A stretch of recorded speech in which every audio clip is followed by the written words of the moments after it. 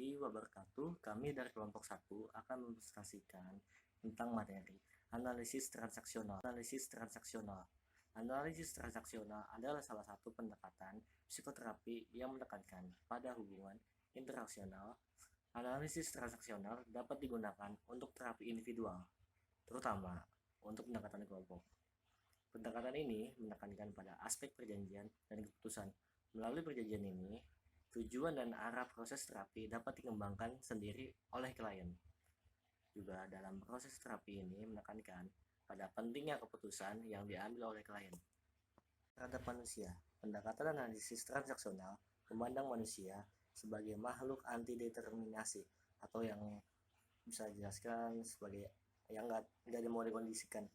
Pandangan ini menempatkan kepercayaan bahwa individu memiliki tujuan dan tingkah laku baru.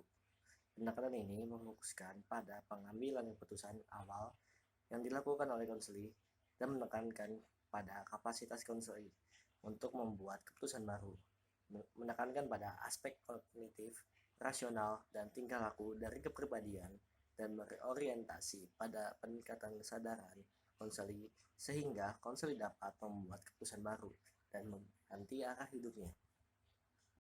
Struktur kepribadian. Yang pertama, ego stage orang tua atau parent.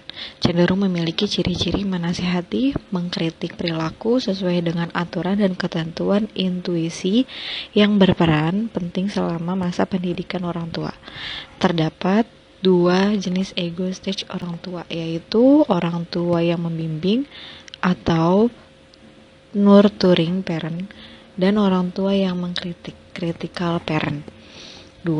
Ego stage orang dewasa atau adult.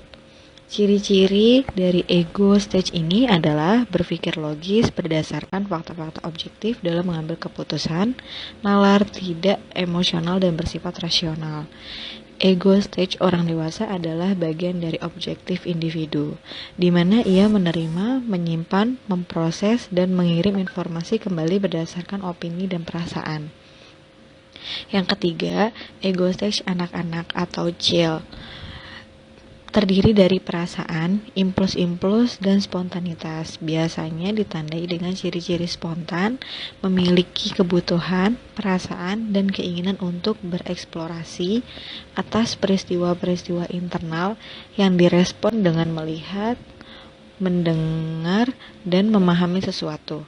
Manipulasi lingkungan, seperti menunjukkan sikap manja dan menangis. Terdapat 3 jenis ego stage anak, yaitu anak yang alamiah atau natural child, yang kedua profesor kecil, the little professor, yang ketiga anak yang menyesuaikan diri, adaptive child.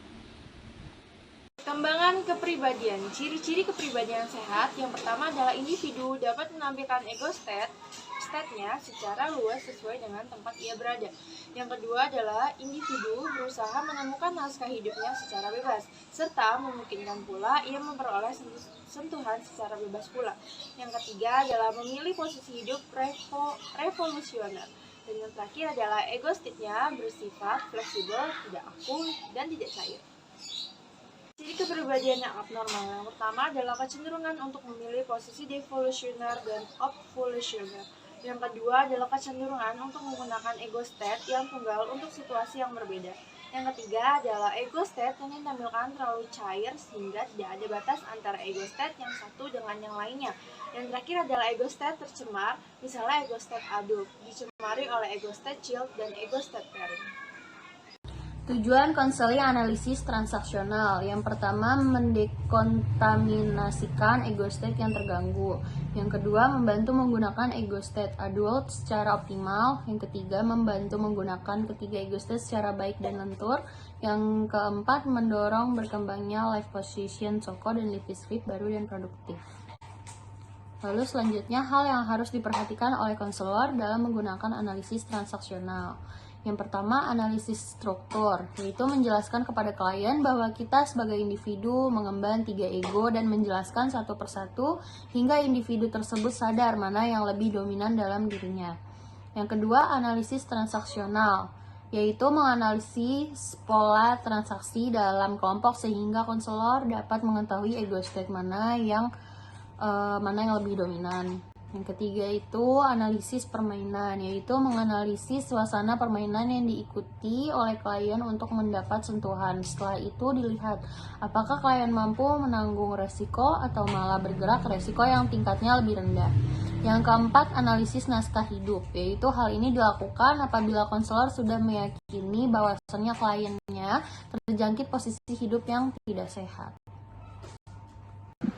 Selanjutnya yaitu teknik konseling analisis transaksional. Yang pertama, permission, yaitu memperbolehkan klien melakukan apa yang tidak boleh dilakukan oleh orang tuanya. Lalu yang kedua, protection, melindungi klien dari ketakutan karena klien disuruh melanggar peraturan orang tua. Yang ketiga yaitu potensi, mendorong klien untuk menjauhkan diri klien yang injunction yang diberikan orang tuanya.